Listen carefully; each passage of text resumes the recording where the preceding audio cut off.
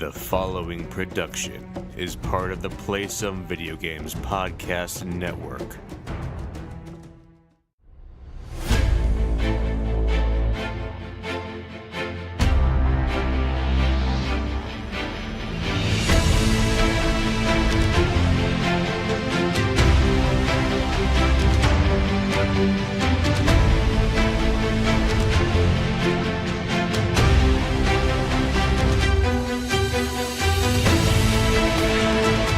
Greetings, boarders, and welcome to Board with Video Games, the gaming podcast that strives for the right balance of coverage for games you play on your table and on your television.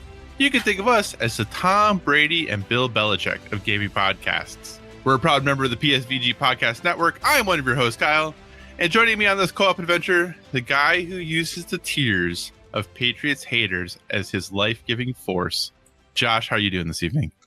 Let me be clear. It's not lost on me that you picked the villains episode to compare us to Tom Brady and Bill Belichick. So that did not slide by my radar. You know, I was hoping it would slide by your radar until we got to the end part, because I had a little thing when we get to the topic of the show that I didn't put in there for the intro that I was going to slide in there. But my plan has been foiled. Nice try. Like any good villain, the hero sees through their plans ahead of time and foils their abilities to do what they were going to do. But hey, man, congratulations on your team winning the Super Bowl. Thanks. Again, number 6. That's a lot of Super Bowls. Yeah, that's pretty great. We got a pretty good team over here in New England. Gotcha. I wouldn't know what that's like. But, you know, it's okay. You know, when you're on top of the mountain, everyone wants to push you off. Everyone does want to push you off. And you also kind of like, it's one of those like unwritten rules, right? That it's like okay to make fun of you and not like, you know, your team just because they're good. Unwritten for everyone else. Well, I'm just saying, you know, it's like Duke basketball, right? Like, unless you went to Duke, like everyone hates Duke basketball. I don't know why. Just seems like they do. Right. Everyone doesn't like the Patriots because they're really good. They're really just jealous, and their jealousy, I think, comes out as anger and hatred, which is unfair, which is really unfortunate, you know? You know, that must be what it is, because that's not what they're saying, but that must be what it really is. Well, is there another, like, reasonable explanation? There's no reasonable explanation. In fact, I wouldn't even recite other words on this show. Well, I mean, but luckily, you know, for everyone out there, there was something. You know, I didn't get to see the Super Bowl. I was traveling. I was flying back from my travels on Sunday, so I didn't see any of the game. I heard bits about it, and most of what I saw and read, as I would, you know, occasionally check social media as I was dashing through airports, was that wow, this isn't a really great game. Like, this game overall is not super exciting. You know, which no one likes the defensive game. No one likes the defensive game, absolutely, unless they're football fans, and then it's a great game. Even some of the people I know who are football fans are like, okay, you know, if I'm going to watch two teams where I don't have an investment in them, sometimes it's fun to see points put on the board, right? No one wants to watch the Jaguars and the Lions score 3 points in the whole game, but that's right. The Jaguars and the Lions. So, but luckily for both the Rams and the Patriots, Maroon 5 was like, you know what? We can be the worst thing at this Super Bowl. I didn't hate their performance. I did watch it. Well, I shouldn't say I did watch it. I started watching it on YouTube, and I was like, "Nah, I'm out. I can't." It was fine. We've had worse halftime shows, such as. You want me to start just saying solo singers? Okay. The Paul McCartney one was not very good, even though I love Paul McCartney. I mean, the Beyonce one was terrible. Oh, whoa! Be careful, man. It was bad. Be careful. Now you understand why people don't like Patriots fans. You just slam Beyonce. You put me in this position. I wasn't going to name names. Well, I thought you had better taste. I like her music, but it was not a good performance. So, well, you know, it's cool. But hey, again, congratulations. Now we don't have to think about the Patriots for like 6 whole months. This is going to be great. Yeah, we're already, Red Sox are heading to spring training. We're already on board. I'm cool with that. Buses picked up the equipment yesterday. We had a parade today. Boston's a happy time. Yeah, we had the Patriots parade today. Right. I thought at first you meant the Red Sox had a parade. I was like, for picking up their equipment. The Red Sox had a Yeah, parade. for Like I knew you watching guys all were the into, bats go. So I knew you were all into sports up there, but goodness sakes. So, but hey, you know what? This isn't a sports podcast because that would actually probably be a really bad idea. I would not do a sports podcast. I wouldn't either because like I don't watch mainstream sports really anymore. I'm the person who like turns on the television and sees, biathlon is on, and I'm like, oh, this is what I'm watching. And then my wife looks at me and shakes her head silently. But anyway, this isn't a sports podcast. This is a gaming podcast. So thanks so much for joining us this week. As always, if you have any feedback, questions, suggested topics, hit us up at Board with VG on Twitter, or check out all of the awesome, wonderful things Josh posts over on the Instagram, also Board with VG. You can find us on Facebook at facebook.com/boardwithvg. So we would love it if you gave us a 5-star rating over there. And we do take those long form communications, boardwithvg@gmail.com. And as always, use that hashtag boardwithvg on all of the social medias so we can kind of check out all the cool things you're playing, all the fun things you are doing. Whatever podcast service you are listening to us on, we encourage you to give us a stellar rating. That's whether you're downloading us from the PSVG feed or the standalone Board with Video Games feed. And PSVG is on Patreon, and we're really thrilled with the support you've given us thus far over there. If you'd like to monetarily support us and everything we do, you can find us at patreon.com/PSVG. But the most important thing to us is just that you listen and maybe share our podcast with someone you feel would enjoy it. So that is enough of the housekeeping. Quick side note, Board with Video Games did sponsor the Patreon giveaway last month. And if you join our Discord, you can see folks playing the games they won, which is pretty exciting. Yeah. So anyway, enough of all of that housekeeping. I unfortunately was traveling last week for basically the entire week, so I had very little game time. So Josh is going to be carrying the What Are We Playing segment. But Josh, what have you been playing on your tabletop, sir? I'm just going to be carrying this up a short little hill. We had a sick child all week and still, as well as obviously a big weekend that they had no board game playing. I was going to say, just like the NFL needs the Patriots to carry them, I need you to carry me. I'll do my best. So I was able to make some time on Saturday night to play KeyForge, which we're trying to get a weekly game going. And I'm still enjoying it a lot. I've been trying out my decks, and my buddy has like 30 decks now. I have 4. So it's more of an experiment for him than it is for me, I think, at this point.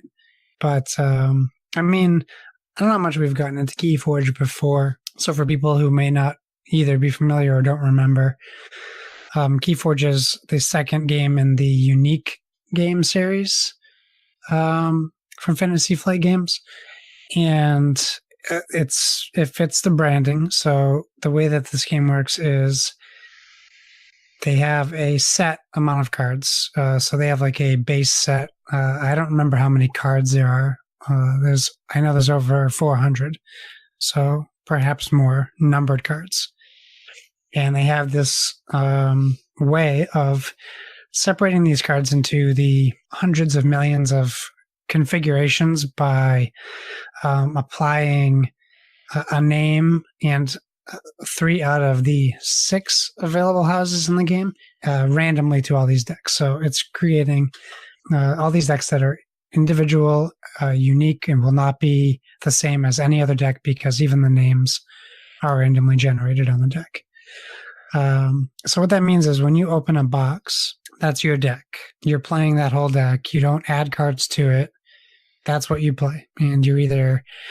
So I would say some of the debate before was, can a deck be bad or do you just need to be better? And I can say that there are definitely some decks you could consider bad based on, 1, your preferred play style, and 2, the luck of the draw. You can mulligan cards.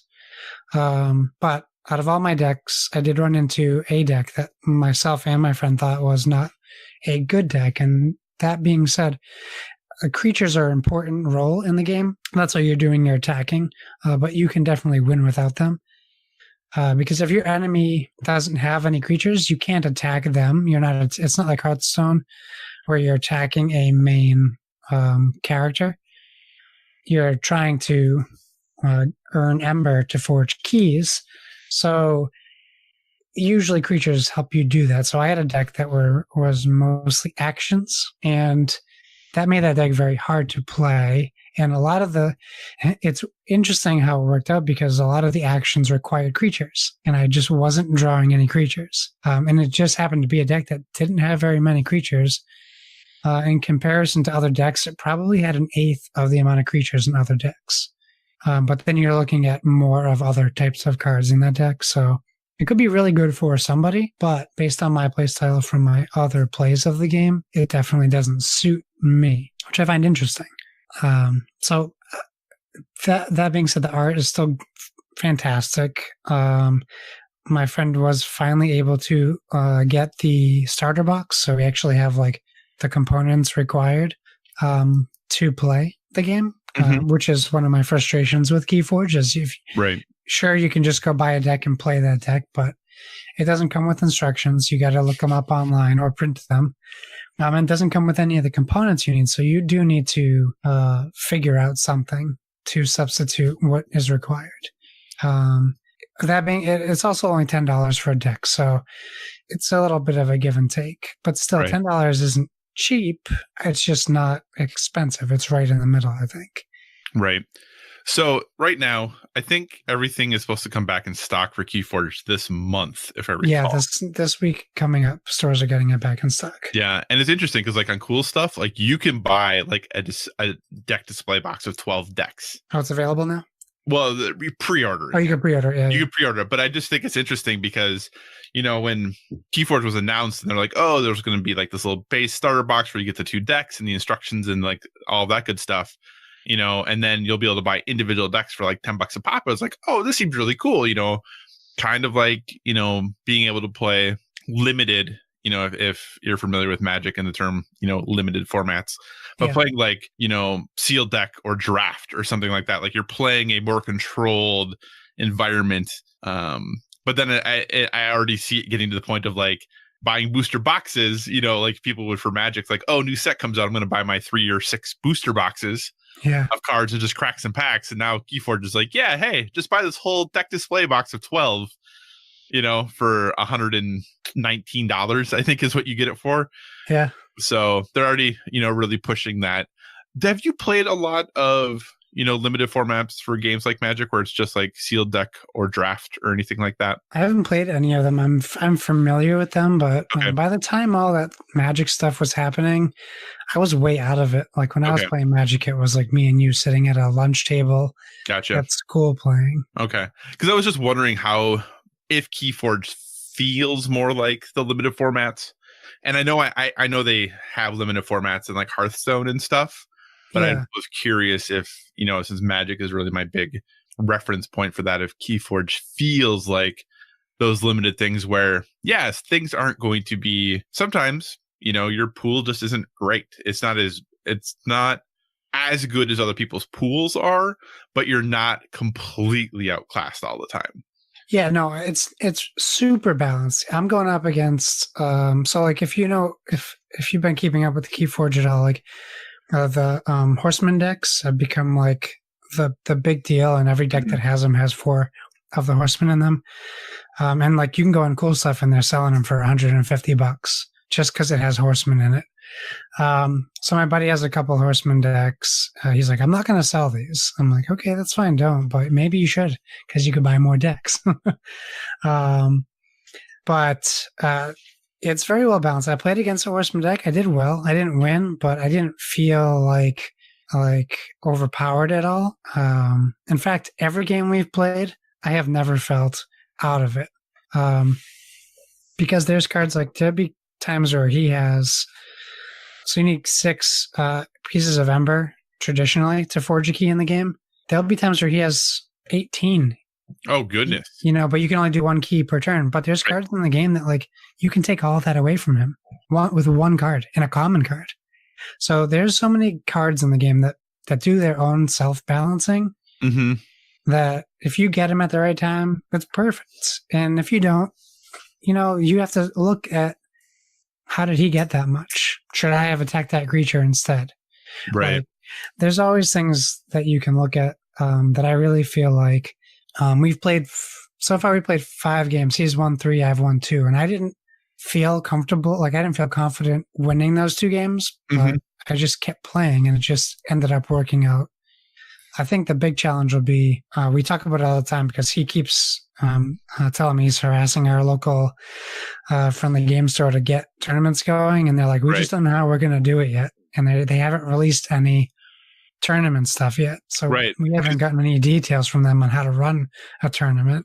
Right. Because do you require a buy-in and everyone gets a random, like everyone gets a new deck that day? Like, are people allowed to bring their decks? Like, right. What are the rules? Right. And they just released another rule update because they're nerfing stuff all over the place. So, and that's another one of my frustrations is we have this rule book and he had to download the new version of the rule book 3 days ago because they just put out a new version where they fixed or added a bunch of cards. So like that's frustrating too. Right. I mean, but that's not total. I mean, that's not uncommon in like any CCG or TCG. Like, yeah, you're right. Cards get banned. Cards get ideally not in limited formats like this. Like, ideally, shouldn't happen in KeyForge. Right. Ideally. So it is interesting though that like I remember from like interviews and things like that. It sounded like one of the reasons Richard Garfield wanted to design this game was he wanted to get away from like that secondary market of, oh, you have to have like XYZ cards in order to play competitively. But it sounds like KeyForge is having decks that are rising to that anyway, or has certain cards that are rising to that anyway. And that there's definitely great cards. But here's the thing. When you get like your deck, if you have like one of those cards, that's why those decks are selling. Not because the 4 Horsemen are also in it. Like they're selling for one card. You can't win on one card. Right. Because you might never get it. Exactly. And like, I still think he nailed it because while it's picking up that kind of magic thing, people are buying all these decks not because they need to be competitive. It's because they want to experience what it, like I would imagine. I can't speak for everyone, but like what my buddy's doing, why I like buying new decks is because you want to experience playing with a whole new deck. You might have similar cards. You certainly do have similar cards, but you don't always have them working with the same house. Like it's different groupings of characters. And I don't know. I just kind of find it exhilarating, and that could change. That could end at some point. But like right now, like I'm having a blast playing it. That's awesome. That's really cool. I think when we're done recording, I may pre-order the kind of base box, if you would, or starter box, if you would, and maybe a deck or 2 as well. So yeah, you get 2 set decks and 2 random decks inside that box. So, and really, those 4 decks might even be enough, really. So yeah, I mean, you'll see if you want to jump in further, and if you don't, you'll have no problem selling that box. Yeah, and it's like I said, I always have like I go back to the days of when I was playing a lot of Magic, and I was at F&M every Friday, and I was going to pre-release events and release events and doing all that stuff, and I still think about, and the reason I'm really interested in this game is like my best memory still of playing Magic was not like winning an F&M or doing well, never well enough, but like doing well like in a Pro Tour qualifier or something like that. Like my favorite memory still is at a pre-release event where I was playing sealed deck. So you get, your 5 packs of cards. You got to build your deck based off of the cards you get in those 5 decks. And some people just get like way better cards than you do. Like that's just the way it goes sometimes. Yeah. But I still very distinctly remember I was playing this person, and it was you play 60 minutes, best of 3, and we were tied 1-1 going into the 3rd game. And for Magic, if you're not familiar, each player starts with 20 life. If you get them to 0, or there's other ways to win too, but in general, most people are going to be through damage, where you get them down to 0 life, you win the game. And he, at one point in the game, he had 20 life left. I was down to 1. Oh. And I looked at my hand and I said, okay, I could scoop right now and just give him the win, but I'm going to see if I can do this. I'm going to see if I can stall this out and that I can win this game. And I did. And I ended up coming back and beating him, and he was furious. He was so mad. But and I'm sure because like it probably was a really frustrating feeling because like the deck I was playing probably wasn't the most fun deck to play against, just being perfectly honest, but it was the best I could do with the cards that I had. It wasn't a style of deck I would typically play. It was very controlling. It was very like bouncing creatures, removing creatures, tapping things down, like very, very much making it so stifling his turn and reducing his ability to do anything. But it was what I had available to me in my pool. So I was like, well, this is the best thing I can build. So let's go for it. And he, at the end, he wouldn't shake my hand or anything. He was really upset. But I still just think about like that moment and not making him mad. Like that wasn't the good thing of it, but having the confidence in myself to say, I can figure this out. Like this is a really rough situation, but I can get through this and I can still manage. I built my deck well enough. Like I can play this well enough that I can still win this game. And pulling that out is still like one of my favorite memories of Magic, and being that limited format, that makes me really interested in KeyForge. Nice. Awesome. So anything else on your tabletop, sir? That's it. Hopefully you get some more this weekend. We'll see how that works out. Awesome. I have a group of games sitting, waiting to be played this week and this weekend. So I'm hoping that if I can pull my wife away from Kingdom Hearts 3, that I'll get that done. So let's just jump into things we're playing on our television, because like I said, I was traveling all week for work, so I didn't play any board games this week, but we'll talk about video games here briefly, and I'll mix it up a little bit. I'll kind of go and talk about my video games first here, because I didn't play that many. First off, since I was traveling, brought the Switch was playing New Super Mario U Deluxe. So, it's a 2D Mario platformer. It's fun. Like, I don't know what else to say about it. Like, that's the hard thing, right? Like, you get these Mario platformers. They're a fun time. The game looks pretty. It looks nice. It controls like Mario games control. Like, it's fun. I don't know. I'm in World 3, having a pretty good time with it. It's not rocking my world, but it's also, like, it's fun to go play like a level, put it down, come back, a few hours later, play one more level, and just kind of working my way through that. Here's my question for you, though, sir. I don't believe, and correct me if I'm wrong, I don't believe you're a big fan of platformers, correct? No, there's very few that I'm a big fan of. So, what would you consider to be your favorite platformer? It's always been Mario. It's been like the Mario games in general, for whatever reason, have escaped my distaste for platformers, probably because I played them at such a young age. Gotcha. So you want to hear something that might be blasphemous? If I think I know what you're going to say, I don't think it's as blasphemous as you think. What do you think I'm going to say? That you don't enjoy the Mario games? No, it's not even that. I'm pretty certain that my favorite platformer might be Rayman Legends above every Mario game. Above every Mario game I've ever played. Rayman Legends is super underrated. Yeah, that game, so good. I was thinking about that on my flight while I was playing Mario, and I was like, this is fun.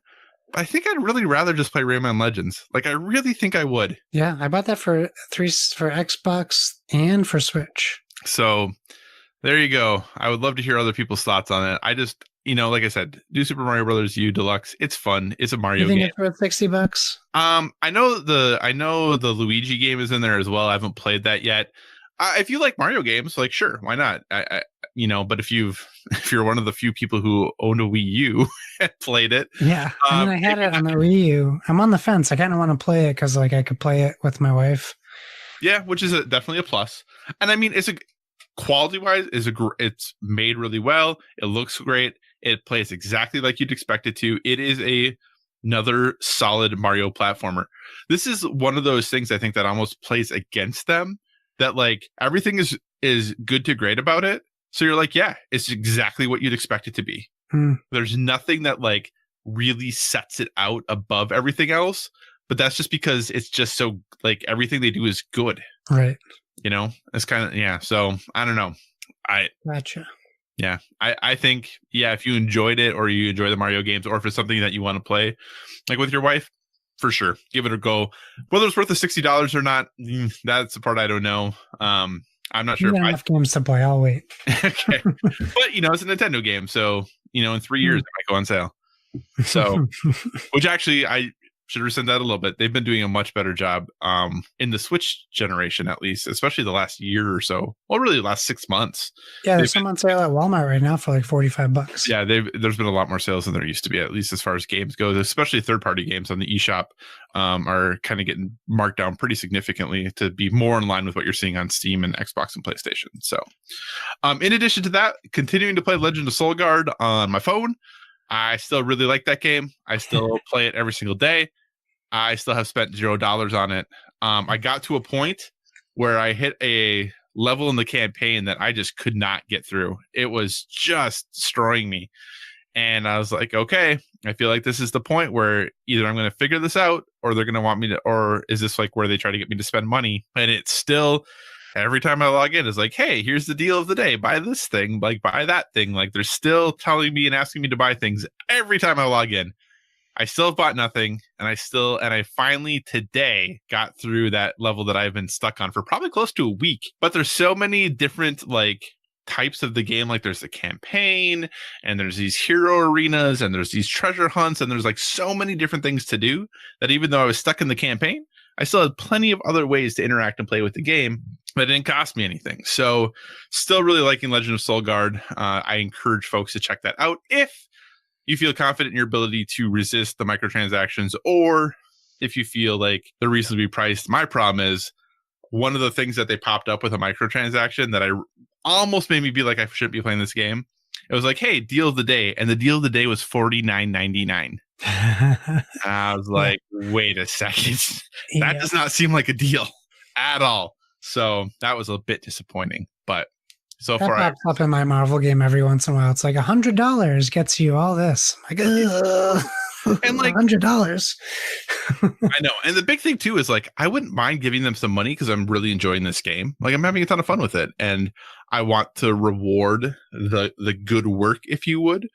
But I just feel like it is so in my face all the time that I want to be like, no, I'm not going to give you any money. Like if you had just been like way more subtle about it, I'd have no problem giving you some money. But since it's in my face, I don't want to now. I think we need to do a mobile game episode. We should, because I have a couple video games and board games. We can still split it up. Yeah, we could definitely do that. We should do that. Okay. And finally, a game that I'm going to end on because then we can throw it to you. Oh, side note, as I kind of alluded to earlier, my wife is playing Kingdom Hearts 3, which is another reason I haven't played any video games really, because I got it for her on Thursday while I was gone. I ordered it digitally and then told her how to download it. Since Thursday, we're now recording on Tuesday, and she didn't play any yesterday because she worked like all day yesterday, came home for dinner, and then went back to work. Since Thursday, probably lunchish time, she's played about 36 hours of Kingdom Hearts 3. Nice. So she is crushing it. And I came downstairs to come record the podcast, and she was sitting there and she had her laptop next to her with a little strategy guide because she's trying to grind some levels and finish and clean up some things. And she couldn't find like these last two, like Mickey, whatever, like the hidden Mickey type things that they have in Disney World. They have like the Mickey portraits that you can get in Kingdom Hearts 3, and she couldn't find the last two. So she was looking it up online. She's like, you feel like a cheater. I'm like, no, this is totally fine. Like you can totally do this. Like you can't, if you you're have to for like 2 Mickey portraits, like do it, like just get it done. So, but yeah, she's loving it. She's really enjoying it. But yeah, I've never played any of the Kingdom Hearts. She's played all of the Kingdom Hearts. So yeah. So my wife recommends Kingdom Hearts 3 if you're into it. But finally, the game that kind of got rumored and then got announced and got released in a day, playing a little bit of that, their Apex Legends, the new battle royale from the fine folks over at Respawn, which is super interesting because everyone was like, yay, Titanfall 3. Oh, this is just set in Titanfall universe. Oh, it's not Titanfall 3. Oh, it doesn't have Titans. I don't want to play it. It's like, but if you like Titanfall 1 and 2, like what? If you thought those games were well made, 70% of the games in multiplayer, you are human. Right. Give it a shot. Like just give it a whirl. So this is Respawn's take on the battle royale genre. A few big differences is that you are required to be in squads of 3. So it either match makes you or you can jump in with a squad of 3. You have to be in a squad of 3. Only 60 players on the map. Which honestly they said might increase in the future. I sometimes feel like maybe it could use a few more. I feel like the map, I don't see people all that often. But other than that, it takes place in the Titanfall universe, and it has this awesome, like all the characters that you can choose from have different powers and abilities, which is something that I really appreciate in a game. I like asymmetrical games. I like when everyone isn't equal. So the weapon, anyone can pick up any weapons, but then obviously, the different abilities and powers your characters have, and you have ultimate abilities and things like that. There's respawning, which I think is done in a really smart way in the game, that you have to like pick up your partner's little indicator and like bring it back to this respawn point, and you can get attacked while it's happening. But like, so there's respawning, but it's definitely not infinite. You have to work for it, but I think it's done in a smart way. I'm really enjoying this game. Josh and I got to play a little bit together. I'm not a huge Battle Royale fan, but this, as far as Battle Royales go, is the one I've had the most fun in. I'm not good at it. I'm really not good at it. There are definitely, if you've played a lot of Titanfall, you have a huge advantage because the weapons are from the Titanfall games. So it's good and it's not good, and all that good stuff. And it has a little bit of that.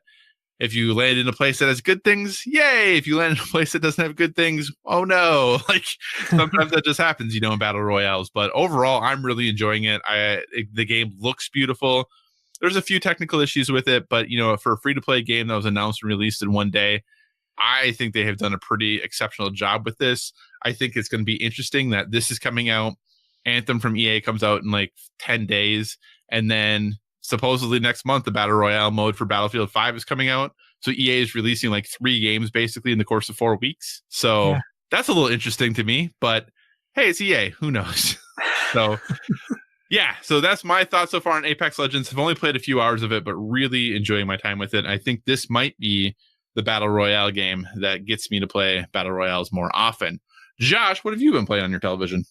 Well, let's start with Apex Legends. And I pretty much agree with everything you said. I'm not great at Battle Royale games for whatever reason. It's just games I enjoy like playing with people, but not necessarily often and not like frequently. But I played some in between the baby being up and not sleeping. And then I played some more this morning by myself. So I jumped in on with a group of 2 other people I didn't know. I got my first kill because I didn't get any kills last night, but felt really good. And I got it with the assistance of my character's special abilities, which was nice. So I really enjoy that. I think it looks awesome. It controls great. It moves. Everything is so fluid. And I'm sure that's 100% because I really enjoyed Titanfall and Titanfall 2. Mm-hmm. Like it was just like muscle memory because I think everything moves the same way as I remember. I like the addition of the zip lines that go up and down or across. I like the launch balloon areas. I like the AI interface. I think I like everything about it. There isn't. I think I'm missing the solo aspect of like jumping into Fortnite solo or Blackout solo because I don't like to feel like a crutch to a team. Mm-hmm. So I miss that I can't just play solo. I know I can definitely like separate from my team, but that defeats the purpose. Like, right. So maybe that's a mode that if they could add that in later, I would like it even more. But I hope that this is a game that we can play more often. I can play with more people that I know. And I know that they're announced today that they are working on crossplay. They didn't say between who and what. Right. But any crossplay would be better because it would give me more options for people to play with as well. Right. But yeah, I'm really enjoying my time with it. I plan on playing it in small doses over the next 4 or 5 days and try to get a bunch in this weekend. Yeah. I mean, 1 million people played it in 8 hours. So yeah, I saw that. That was very impressive. That is impressive. And they did announce today that there will be more Titanfall news this year. Yeah, so, that was really weird because they had said initially, like on Monday, that no, we're not working on any other Titanfall. We're not working. Well, I think they maybe said we're not working on Titanfall 3. Yeah. And then during the EA earnings call, there's like, well, there'll be more Titanfall content this fall. Yeah, so we'll see what happens. Right. Maybe they just didn't want to leak it, but then when they saw how the internet basically reacted to Diablo Mobile, they were like, uh-oh, we better tell them we really are working on a Titanfall game. Well, that would be that. I mean, that makes me wonder though, like how big of a studio they are because they have their Star Wars game that's supposed to be out this fall. They obviously have been working on this. They have a VR game that they are working on that's been announced and known that they're working on for quite some time. And then they also have another game that they're working on. Are they working on 4 games right now? Maybe they just have like a Halo 5, a Halo 6 trailer video. That's like true. They did at E3 just for Titanfall. That's true. Maybe we're getting Titanfall 3 on the next gen consoles or something. And then since we last talked, I don't think I had started Resident Evil 2. I know I had talked about playing the demo, but we bit the bullet and we got Resident Evil 2. And I say we because obviously me and Kyle are game share partners. I started it. It starts a little bit different than the demo, maybe 10, 15 minutes earlier than when they put you in the demo. But it really does feel like the Resident Evil 2 I knew had a baby with Resident Evil 4. Because it's the same game. It's the same Resident Evil 2 game. It really is. Mm-hmm. Even from the fact that I forgot when you start the game, even the menu gave me flashbacks. Like, oh yeah, you can pick between 2 different characters at the start of your game. Yeah, you can. Like, oh yeah, I remember this gas station scene.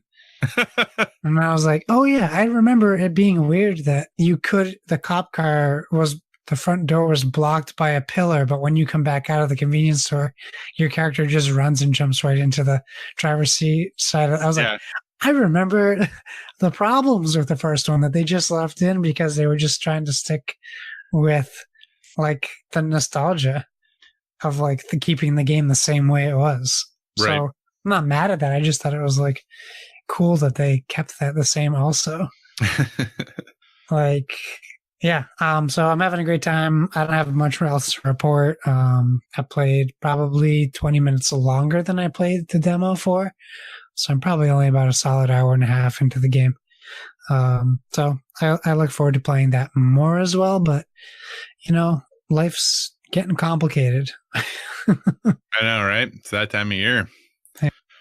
All right. So we're going to go ahead and jump into topic of the show this week. And what was supposed to be a New York Toy Fair announcement, but got leaked due to an unfortunate shelving error by a Target employee. Ravensburger's new game Villainous is getting an expansion called Villainous Wicked to the Core. We're big fans of Villainous here at Board with VG, and I'm certain this expansion, which can be played as a standalone game or added to the base game if you prefer, will make it into our collections. You can pre-order it now on Target if you want to, because as a reminder, this is a Target exclusive game, Target exclusive first launch, something. Time. They have it until the end of March. Okay, so they get it for a month. But you can pre-order it on Target.com right now if you want to.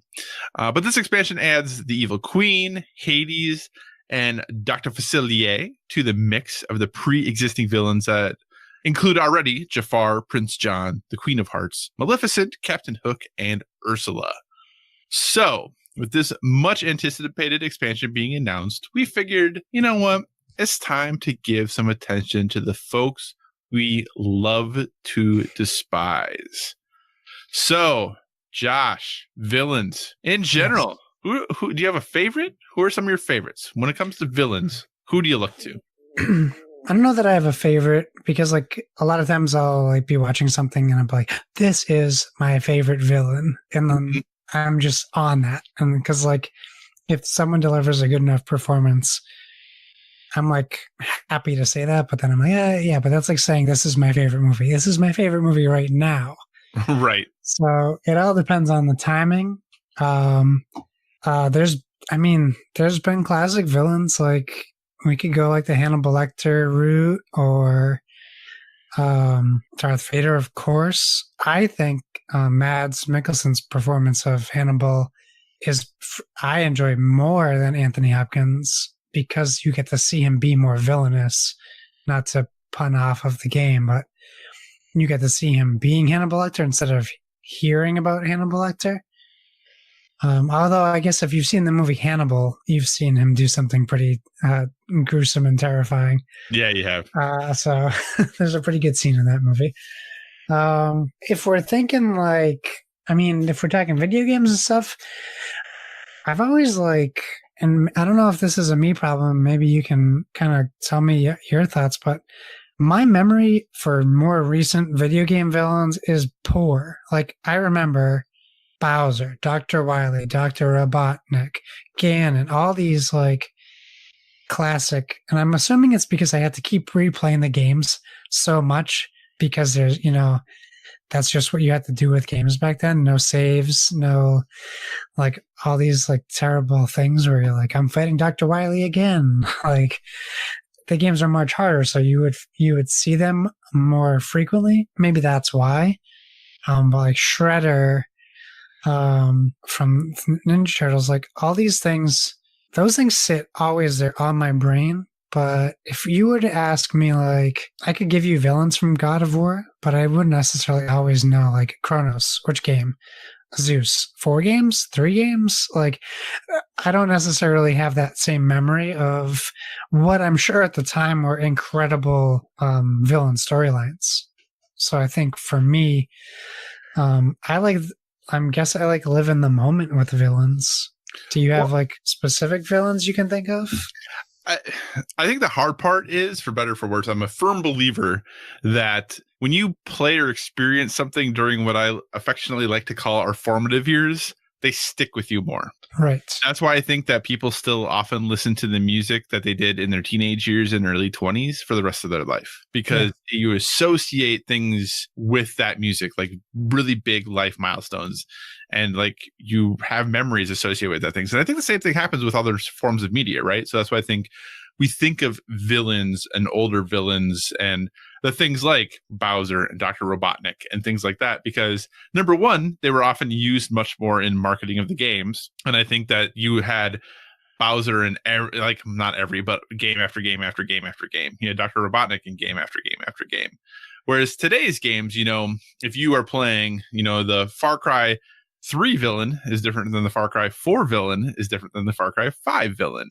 Right. So I think that makes a little bit of a difference in today's, gaming landscape as far as who villains are. When I think of villains, though, that I really enjoy, I kind of go all over the place because it really depends on, what, I don't want to say what mood I'm in, but like, I think of, if I think of television, I definitely am someone who thinks of the current things, right? Like television, I think of like Ramsay Bolton and Jeffrey Baratheon from sure. Game of Thrones. I think of the Trinity Killer from season 4 of Dexter. Like I think of things that are much more recent than maybe like, even though he's like T-1000, very, very cool. But like, that's not a thing that I think about unless I really go look for it or start trying to really like dig down into like who are some of those really, really cool villains, and one thing I think that's interesting about video games is like, when I think of recently, I think there's only 2 really recent video game villains that have like stuck with me. One of them, and this is a huge spoiler for the game Spec Ops: The Line. So if you haven't played Spec Ops: The Line, this is a huge spoiler. So skip ahead like a minute. But like, you're the villain. Yeah, you are the villain. Like Martin Walker is the bad dude. And I think that was really cool. So like that one sticks with me more because of how it was done. I still remember that scene, man. I know, it's ridiculous, right? Oh, that game was so good. Was it green magnesium? What was it called? What? Green fire? No, that's Game of Thrones. Yeah, that what I'm talking about, right? Though. Yeah, because yeah. Okay. I think it's white phosphorus, isn't it? Thank you, white phosphorus. Yeah, you're right, white phosphorus. So, so I think of like him as one, and then another one I think too, actually, and this was like the last villain that really. And I talked about this when I played this game, and that was Frau Engel from Wolfenstein 2. Okay. Oh my goodness, when you get to the end of that game and you're kind of like getting to the point where that like this showdown is going to happen, like I was like my body, I was trembling. I was like, yes, like it's going to happen, because I despised her. I really, really did not like her. And that doesn't happen all that often and I think obviously it's a sign of a great villain, right? Of like, you just don't like them, you know? So she was like, as far as video games go, like a recent one who I was like, oh, really, really not a fan of hers at all.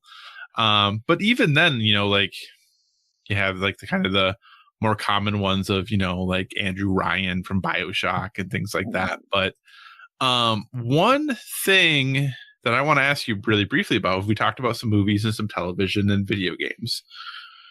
There's really not many board games that have villains, right? Like Sheriff of Nottingham, I guess technically you're the Sheriff of Nottingham, and they're not a good guy. Like they would be considered a villain, I would guess, in the world of Robin Hood.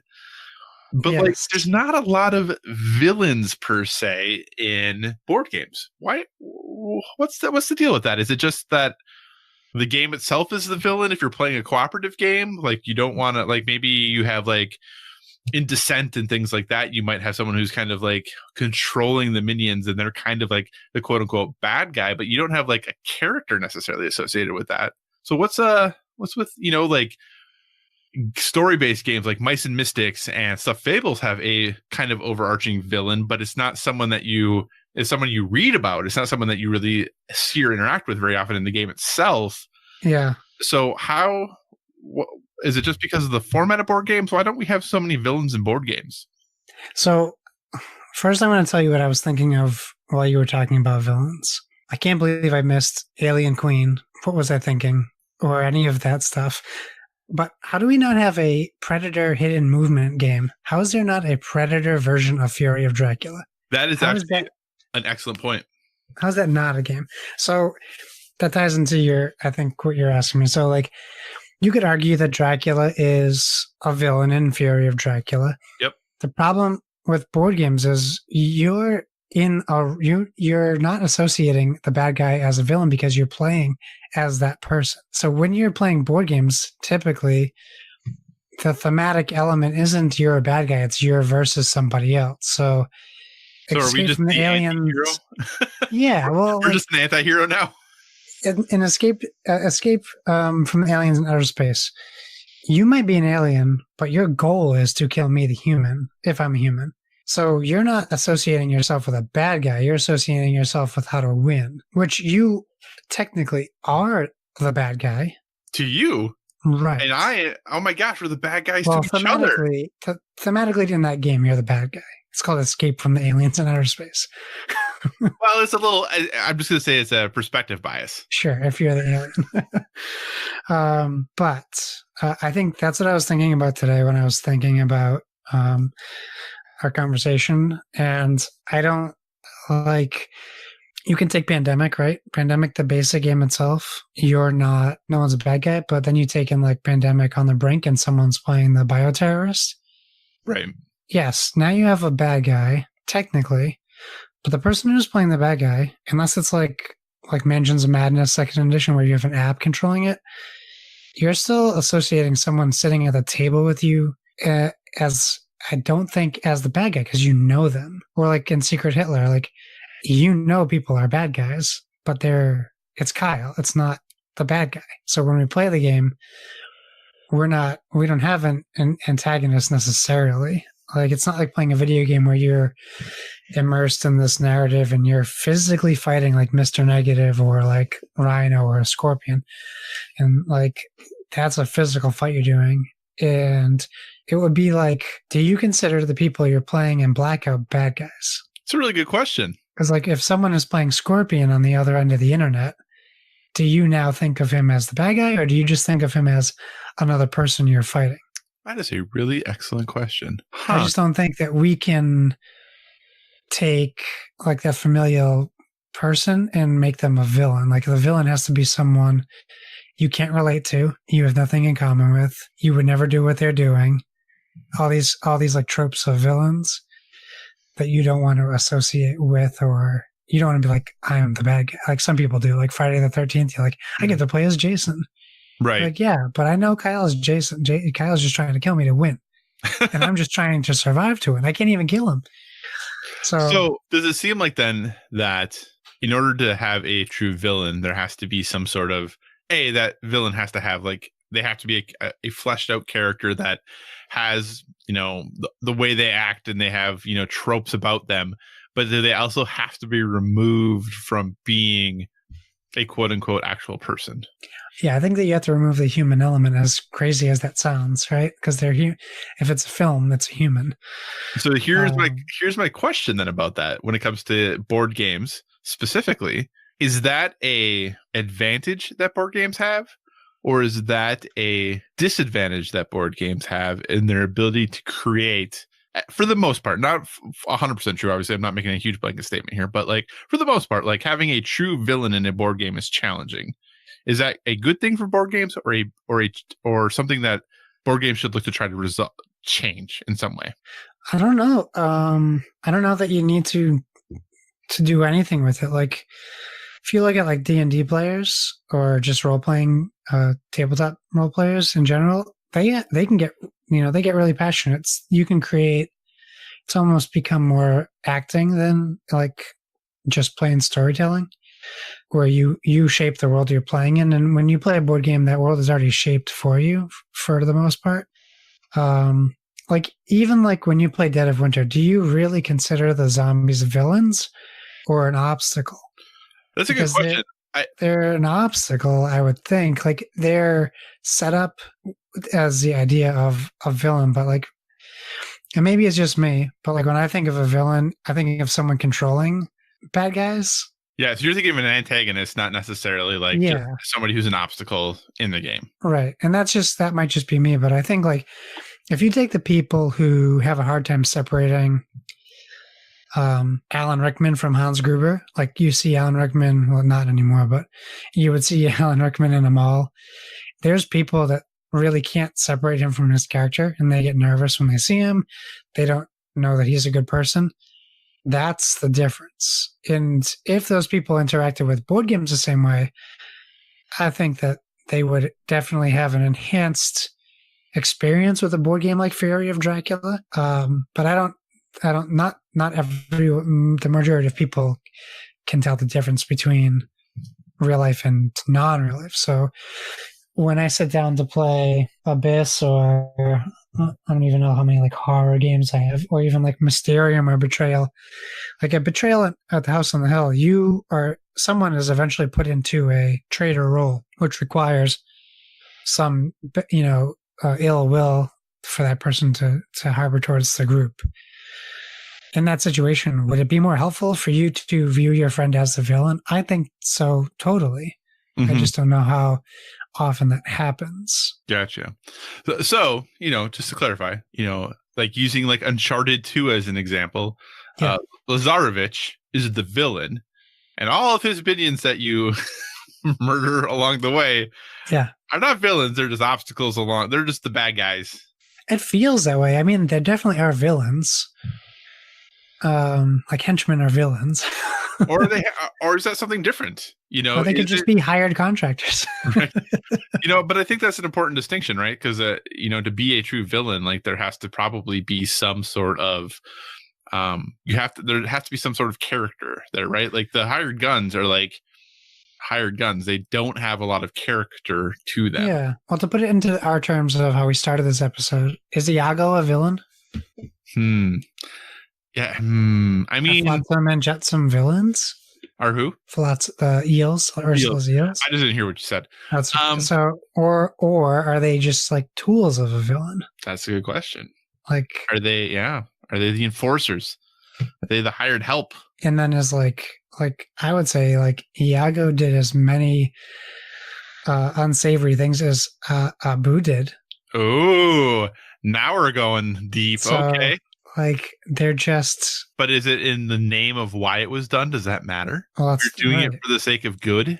Does that? They're doing it out of loyalty. It's not even good or bad. That's true. It's true. So here's my question then, kind of building off of that. When it comes to villains, right? I feel like there tends to be like two types of villains for the most part. Now, obviously, this is going to be again overgeneralization.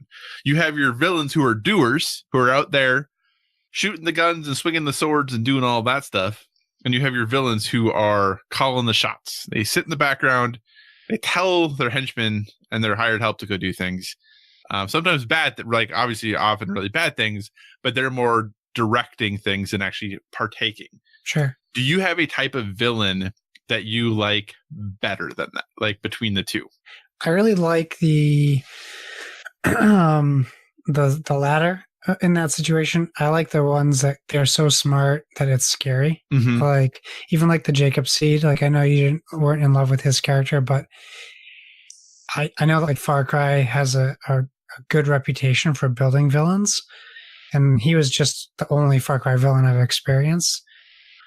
But he was, he's the puppet master. So right. I am fond of that. One of my favorite villains, and this is, have you seen the movie Arlington Road? Yes, I adore that movie, though I have not watched it in a very long time. So many people I know hate that movie because it doesn't have a good ending. I think it has a brilliant ending. It's one of my favorite movies because of the way it was handled. And I loved that this character that you see through this whole movie. I'm not worrying about spoiling like a 20-year-old movie. This character that you see in this movie, like it's written so well that you have no clue how, like the ending is so jaw-dropping and shocking that you never know. Like some people probably saw it coming. I certainly did not, and it blew me away. Like when that kind of falls in like the unsuspecting villain as well. So like I like those villains, and maybe like the villain of like you're your own like villain, like the ending of The Mist, like you're your own worst enemy kind of situation where you do something drastic that didn't need to be done or something like that. But to answer your question that you originally asked, I prefer less of the doer, more of the plotter. Where's your preference fall on those two? I think I'm in the same boat as you there. I like the villain who kind of sits back in their chair and kind of directs what's happening. But I enjoy the moments when they add for lack of a better word, when they get their hands dirty to prove that they're capable of doing it. They don't do it often. They do it very, very rarely. But every once in a while, they get their hands dirty just to be like, yep, I am capable. Like, I really am as messed up as you think I am. I just am smart enough to get other people to do it for me. Like every fourth Bond villain. Yeah, exactly. Yes, exactly. So, yeah, that's definitely what I prefer, is those that are kind of sitting back, calling the shots, kind of doing their thing from behind a desk. I don't know why I like that. I just really appreciate that they are able to still be like, I don't want to say that they're able to, because this is going to sound horrible, so I got to think about how to phrase this. I appreciate their ability to share their vision in a way that other people get on board with doing things that are unsavory. And I don't think that's a good thing. Like, I don't think that, like, that is a thing we should hold up as a, because obviously a lot of horrible things in history have happened that way. I just think that's a very intriguing plot device for creating villains. So what's your take on Gary Oldman's character in The Fifth Element? I was just wondering if you were going to ask that. Because he's definitely behind a desk. He is behind a desk. He does try to take initiative at one point or the other. Yep, to show true. He can. Yeah. I just really like The Fifth Element as a whole. Like, I just like that movie. I often forget that that's Gary Oldman when I watch that crazy. Movie. It's really amazing to me that's him. But he's kind of like, he's not the main villain. He's just like the voice of the villain. Yeah, absolutely. So that is one of those that it's really, interesting to me. I mean, like I said, I like that movie. So for me in general, I think it's good. Not a villain that, jumps out to me as like, oh, this is like one of the best villains ever. But definitely, it's one that I think is cool. I appreciate. Probably more. I appreciate more than I like. How about we go with that? Yes. So, any other villains you want to point out before we get to our next big part of this? I don't, but maybe we should just talk about the villains some other people thought of. Is that what you're thinking of? Oh, we could do that first. I had another question for you, but let's talk about some villains other people talked about enjoying. Yeah. So we put this out on Twitter to see what our listeners thought of. We put top 3 villains, and well, let's just say we got some interesting answers. So Paul Calico, of course, at pcalico84, he says this is easy. Bebop and Rocksteady for all three. So that was, what was it? Board game, video game, and movie? I don't quite think that was the question. I think the question was... who's your favorite? What villains are underappreciated and who needs to take center stage? Sorry. Yes. Nope, that's... Yeah. Okay. Yep. All right. So let's do that again, but we'll do it with Jason Lacey's. So who is your favorite? Jason Lacey starts. I'm wondering if this is in the correct order. He starts with Handsome Jack. So Handsome Jack was a great bad guy in the Borderlands series. Absolutely. Then we say what villains are underappreciated. We got Andrew Ryan and Zachary Comstock. So I think he just puts Andrew Ryan. So Andrew Ryan is the villain from the original BioShock game. And then who needs to take center stage in a game? Maybe he's saying Zachary Comstock, which I didn't know who that was. Kyle thinks it's BioShock Infinite. I'm pretty sure he's the one from BioShock Infinite. Yeah, the big bearded dude. I believe that's correct. Gotcha. Cool. And then he throws in for a bonus Slug for a Butt from Earthworm Jim, which I think is great. In fact, it was something I was thinking of, and Jason just happened to read my mind because I was thinking about it second.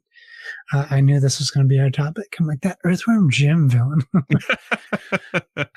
Splig at Dobelicious responded with 3 GIFs. I don't know what order they were meant to be in, so I'm just going to tell you what the GIFs were. The first one that I saw was of Rainbow Randolph and Rainbow Expletive Deleted Randolph from Death to Smoochie, the infamous Robin Williams character. He showed a GIF of the Hamburglar, which classic villain for sure.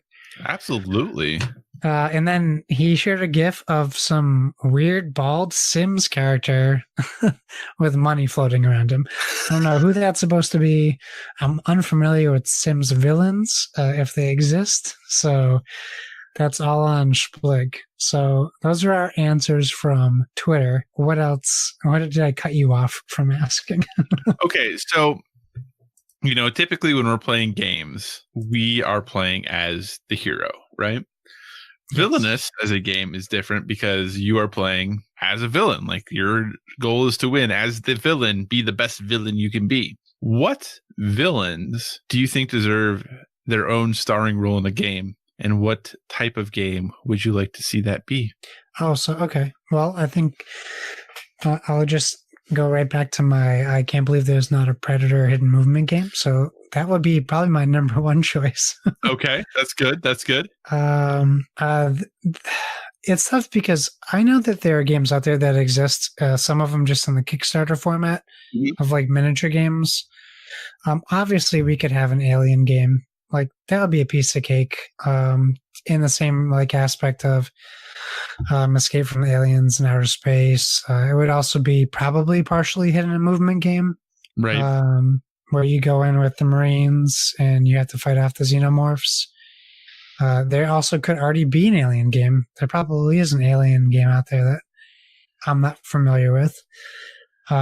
Because I'm thinking like 80s, 90s sci-fi is really where, like, in my brain, the exciting, like, when you want to play a board game, you want some excitement to it as well. We're not going to try to play a Euro villain game. I mean, we could, but it might be tough. We have stuff like Hail Hydra is out. Like, that's a potentially great game. I've heard great things. I haven't played it yet. There's an Evil Dead board game. Like, if I go to my favorite, like, movies, there's already an Evil Dead board game that's out. If we could find a way to make a Cabin in the Woods board game, that's like, you play Sigourney Weaver as the devil, and like you're constructing maybe like a Castle Panic type board for people to play in. I think that could be pretty cool. Where like that, there's a board game already out there, like a Mad Scientist one. Is it called Nefarious? I think that's right. Yeah. Where you create like an evil layer, so something like that, or like Dungeon Keeper on the PC, or Dungeon Siege. One of those things where you could build your own like thing, or you can be the construct of evil. I don't know. What do you think? Do you have anything off the top of your head? I mean, I have a few that I think would be kind of interesting. Some of them might be a little bit gimmicky, but I think they might be kind of cool nonetheless. One of them being, I think it would be really neat to have well, I don't know if it'd be a legacy style game or a campaign style game where you play each game or each scenario is you playing one of the different Bond villains and trying to actually like execute your plan, whereas someone else is playing like James Bond and they're a sidekick or two trying to get you to not be able to execute your plans. So I think that'd be really cool. I think having some sort of Bond game like where you're getting to be Dr. No or things like that, I think would be a kind of a cool thing to do. And I think, like I said, there's definitely definitely like legacy style games and campaign style games out there that I think it would fit or it would work to kind of lay that on top. Another one that I am really interested in, and I feel like this is I don't want to say it's definitely a genre of game I've talked about a lot before. I would be really interested in seeing a Harry Potter game where you get to play as Lord Voldemort, like leading up to like the first Wizarding War, though, and like when he gets defeated the first time, like going out recruiting people, like doing all of that stuff. Like I think that'd be really interesting to see things from that perspective, because like I said, we always like hear about things from the perspective of the heroes, right? Like what they saw, like what they experienced. Like I think it'd be interesting to see like from his perspective, like why was he doing what he was doing? Like I'm always interested in like the psyche and thought processes of people who do not good things. I don't know why. I just find it absolutely fascinating. And I get that as a game, like this would be, you know, a fictional thing. It's not real life, but I still find things like that really fascinating as to like, what is the reason that you're doing these things?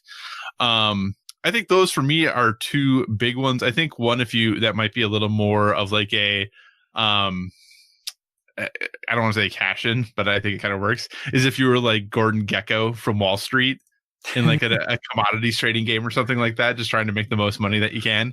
Yeah. You know, the whole greed is good thing. Like, I think that might be kind of a fun take on that style of game, of have some sort of stock game or commodity game that is focused and you get to play as like Gordon Gekko or something like that. Or, you know, you could put it in the Wolf of Wall Street if you wanted to, like, area. I think that would be kind of a fun thing to do. So those are some of the things off the top of my head that I think might be kind of fun and a little bit different. I was trying to think of a way to make like Unbreakable into one, and nothing was coming up to the top of my head, but I think that might be kind of cool too. So, all right. Anything else you want to talk about when it comes to villains? No, like I have Marvel Legendary villains also, which I failed to mention. I think it's not nearly as good as Legendary. I agree, because I have it as well, and I feel the same way about it. So I think if board games, if this is something that we get to see more of, like I think it's definitely important to take it like seriously, because it's probably very easy for people to like slap on a theme, and that's probably where you lose some of that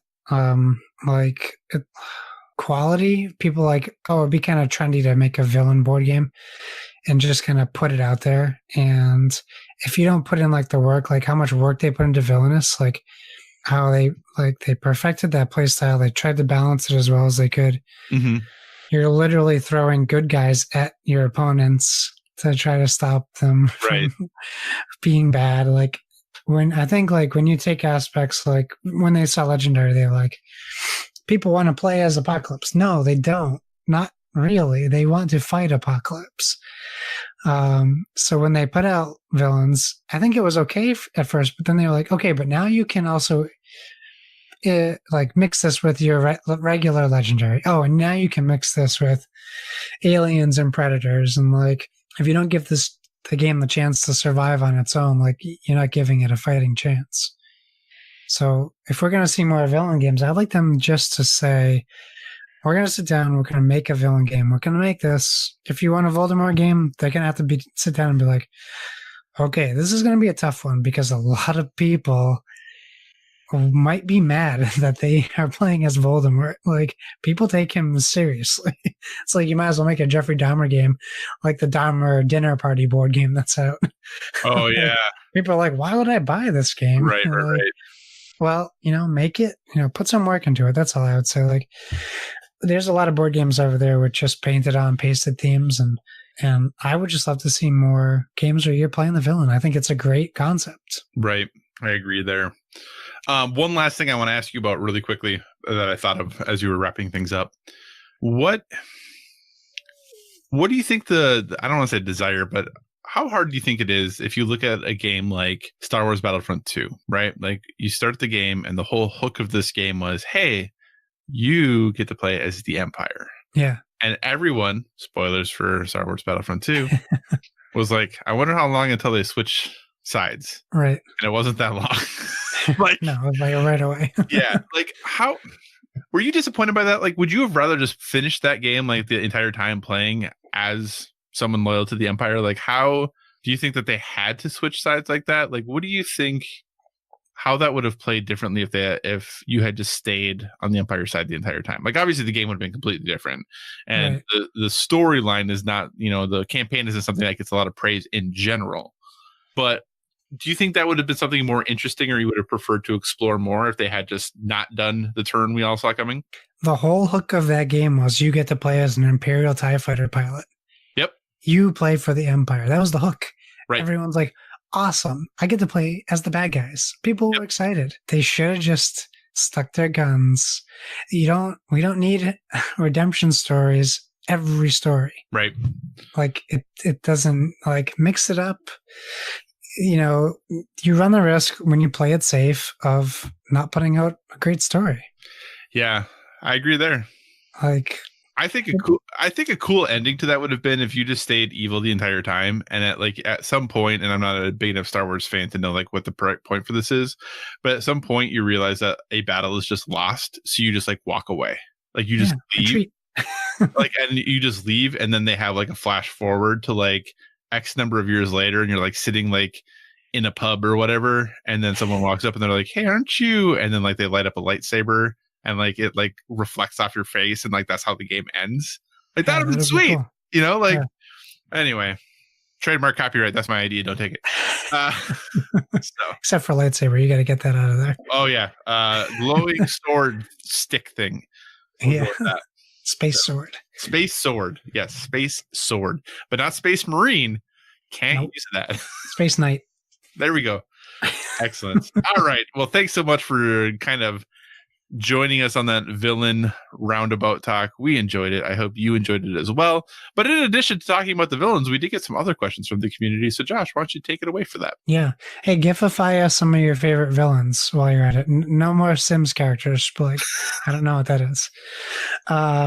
Okay, so we'll expect some gifts on Thursday afternoon. I'll look forward to seeing that. Okay, sorry, I stutter because sometimes you get real close to the mic when you're going to talk. I know, and then I don't talk. So pull back. All right, so here we go. Listener questions. Starting off, of course, All-Star Paul Calico, P Calico 84.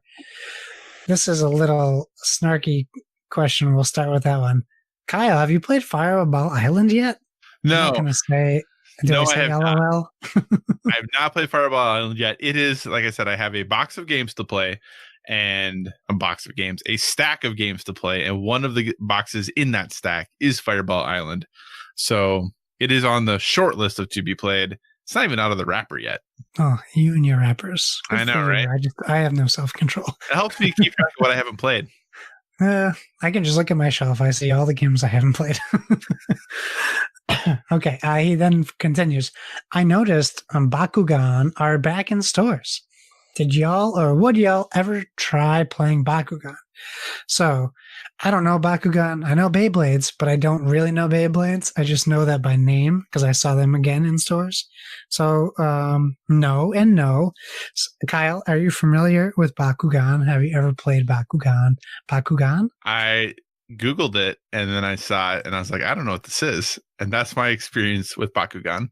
Is it Japanese, Korean? Am I saying it super wrong? Close? You got an audio file for me? I don't have an audio file for you, but like I Googled it, and I was like, oh, that looks kind of neat.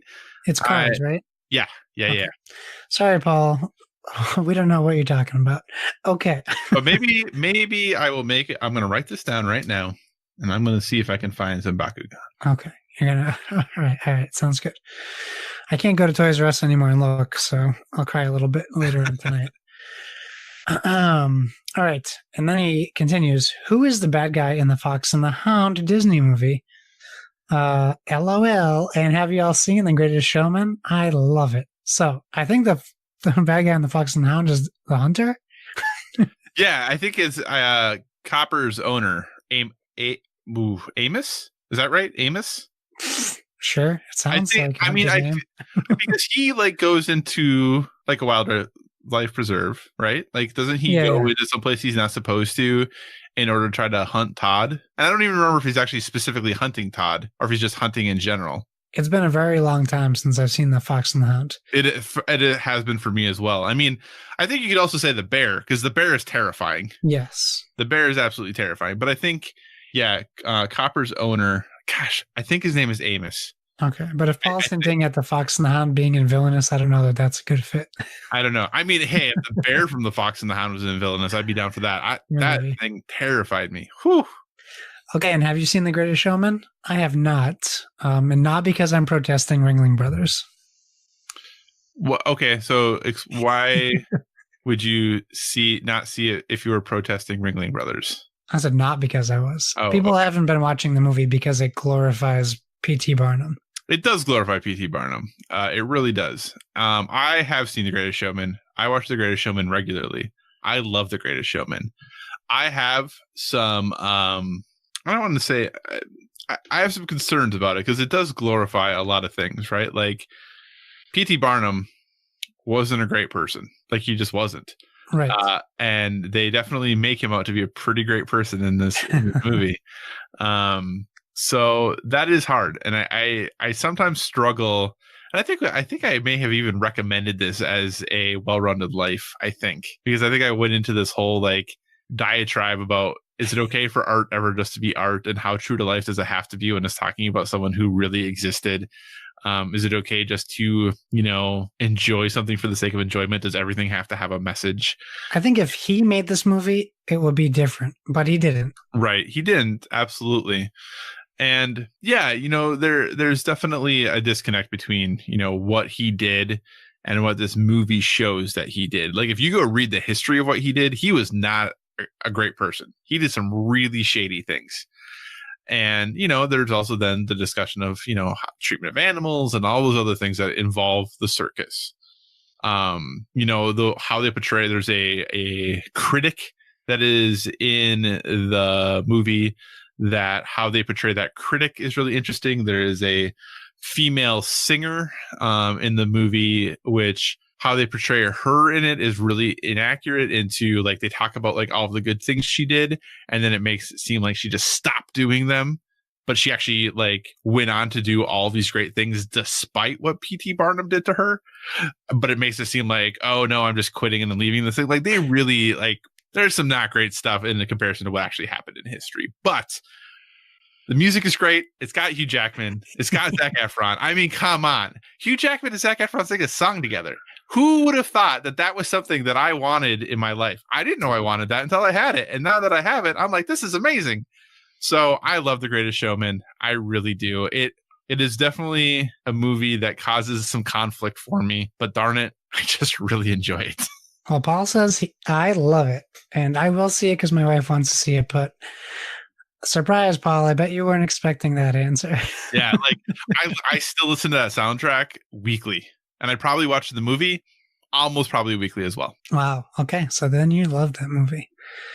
Okay, let's finish this question section off with Splig at Dopalicious asks, what's the biggest struggle keeping from getting to the games? His answer first, tabletop is hard. 3 toddlers wear us out, and by the time they're down, we're wiped. I can play video games on my own, once wife down. Okay, never ventured into solo board games. So I'll answer first because I can't imagine 3 toddlers, my friend, but I got 1 toddler and a wife, and it is hard to find time. I definitely played way more tabletop games with friends before a kid.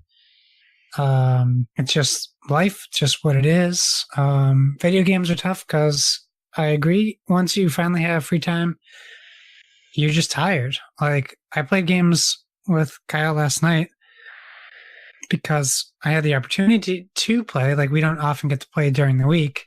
And on any normal night, that would have been fine. I would have come home from work. I would have played games with Kyle for a couple hours. We both stayed up way past our bedtime. And then it would have been fine. But I ended up having a screaming child all night. So I played with Kyle for an hour. And then I was up for 5 more hours with my son, who was up all night. So those things, like, and then I didn't want to play video games this morning before work because I wanted to sleep. So, it's tough. So that's my struggle. Kyle, what's your struggle? I think, time is always going to be the thing, right? Like, time is always going to be a struggle because there are things that you have to decide what is the priority in life, right? We often say when something comes up that we're like, well, I don't have time for that. And that's not really the correct answer. The correct answer is that's not a priority right now, right? Like, there are more important things for me to do. And the big thing I think I've realized is that I've started a little bit to get better about my FOMO. Like, I don't fear missing out as much, but I've had to select where I'm okay in not experiencing things. And like, for us, like, we have to try to play video games. We have to try to play board games. We have to put out this podcast. We do the social media stuff. Like, we do all those things because we love doing them. But that has definitely restricted the amount of content I consume, right? I don't listen to anywhere near the number of podcasts that I used to. I don't consume other board game and video game content like I used to. I just don't have time because I have chosen that playing games and creating the content that we do is more important to me right now. Now, that might change in 2 years. Who knows? But right now, to me, that's more life fulfilling for me. That's not more life giving. Now, for all of you who have kids, I don't know how you do anything, to be totally honest. My very, very, very dear friend has 4 kids. Oh, I don't know how she does anything. Nothing. I have no idea how anything ever gets accomplished because she'll tell me, it's like, oh yeah, like this happened and then this happened and then this happened and then this happened. And my response is like, how do you even go to the bathroom? Like, how do you do anything? Like, I don't understand. Even go to the bathroom with 1 kid. I can't imagine 4 kids. Right. I mean, I have 2 dogs that outsmart me. I'm like, how do you handle 4 kids? Like, my dogs are smarter than I am. I can't even like wrangle the 2 of them. And then she has 4 kids. I'm like, I don't understand how this works. But I think that's the biggest thing, right? Is you figure out what's important to you and you make time for it. And if it's not playing games because you just don't have the time or that's just not a priority right now, trying to figure out a way to come to terms with being okay with that, right? I felt really guilty for a long time that like maybe I wasn't consuming all of the content that I used to, and I wasn't able to intelligently talk about all of those things as well as I used to be able to. But I had to become okay with the fact that you can't do everything, and you have to decide what's going to be most important for you and what gives you the most joy and affirmation in life. And if that means that you play games once a week or twice a week because that's what you have time for, then that's what you do. And hopefully those times are really important and really meaningful to you. So don't worry too much about it. Just, figure out what's most important, schedule the time if you need to or where you can, and make sure that when you're doing those things, that you are present and doing those things. Excellent. Awesome. All right. So as always, we really appreciate when you send us questions and thoughts and things like that, because we love when you are part of the show. So thank you so much for reaching out to us at boardwithvg on Twitter or sending us those emails, boardwithvg@gmail.com. And finally, while we're clearly a gaming podcast, we love to give you one recommendation, suggestion, thing we are up to that is kind of like we were just talking about, helping us live that well-rounded life. Something that we're doing outside of gaming that's keeping us happy and keeping us going. So Josh, what is your recommendation for a well-rounded life? Okay, this goes for people in relationships, whether you're married or not. Make some time, not for each other, but for yourself, working with, I'm going to try to word this better. Give each other some time off from each other. So whether it be once a month, once every other month, once a week, whatever works for you, but give yourself a day or an afternoon where you go do something that maybe the other person doesn't want to do. Or like, for example, I have my Gloomhaven days, right? I get to go basically spend 6 to 8 hours out of the house. That's away from the kid. And spend time with my friends, have a drink or two, and play a board game. Now, do I feel great? Absolutely. Is it fair for my wife if I don't try to reciprocate that back? No. So this also comes with the responsibility of encouraging your partner to do something. So like this weekend, my wife's going out with the girls for coffee, hanging out, just whatever the heck they want to do. I watch the kid, even if you don't have kids, clean the house while they're gone, clean the apartment while they're gone. Do something that you know will make their life more relaxed and stress-free when they get back, but surprise them with it. You don't have to tell them, hey, I'm going to do this while you're gone, because then you set an expectation that you could potentially fail. But make sure you're giving each other the opportunity to branch out and do something, because space is still healthy and you don't always have that luxury, especially if you have kids. Even with pets, that's sometimes hard to do because your responsibilities are often tied to each other. So give yourself a little bit of freedom, if you will. That is an excellent recommendation that I 110% endorse. And now I'm going to say the exact opposite of that. That's okay. It doesn't have to be concurrent. And it should not be concurrent. But my well-rounded life recommendation comes because of something that happened recently. But that is, share something that you are passionate about or something that you enjoy with someone else. And I mean that in the sense of not just a random person on the street, probably, but someone who you care about or have a positive relationship or are trying to maybe create a greater understanding between the two of you about like who you are as a person and all those good things. Share something that you are really passionate about and that you care deeply about with them. Probably not something that's going to take 8 hours, maybe something that's a small, bite-sized chunk. But put yourself out there and share something that you're passionate about and that you really care about, because most people, when you do that, are going to be able to see how much you care about something, and their reaction to that and their reaction to you sharing that is going to tell you a lot about the potential for the quality and depth of the relationship you probably can have with that person. So don't be afraid to put yourself out there. Share something that you really care about with someone else, and hopefully encourage them to do the same with you. Invest in other people is really, really important. And then one of the best ways you can invest is by sharing something that you're passionate about. So with that, Josh, what do you say we wrap up this show? What a great idea, as I say all the time, because it is a great idea. Thanks for joining us, everyone. Remember, find us on social media at BoredWithVG. Use that hashtag BoredWithVG. Facebook.com/BoredWithVG, and of course our inbox, which is getting some love these days, BoredWithVG@gmail.com. For my plugs, I will say I hope you were paying attention to our Twitter feed over the past 5 days. I was very active for a very specific reason. If anyone figured it out, send me a DM. I'm curious if you figured out what was going on. And you can find me on Xbox Live and PlayStation Network as Why So Serious. That's SIRRIUS. Kyle, where can people find you? Well, you can find me on Twitter, Instagram, PlayStation Network, Xbox Live, Board Game Geek, all at Psychocross, CYCOCROSS. As Josh alluded, be on the lookout. There might be some cool things going on pretty quick here. Maybe by the time you've listened to this episode, maybe shortly after you've listened to this episode, we're going to have some cool announcements and some really awesome things going on. So keep it tuned to all of those social media channels, because we will be sharing more with you very, very soon. As always, if you have suggestions for future topics, be sure to reach out to us on the social media, because we want to talk about what you want to hear about. And remember, everyone, whether it be board games or video games, never stop gaming.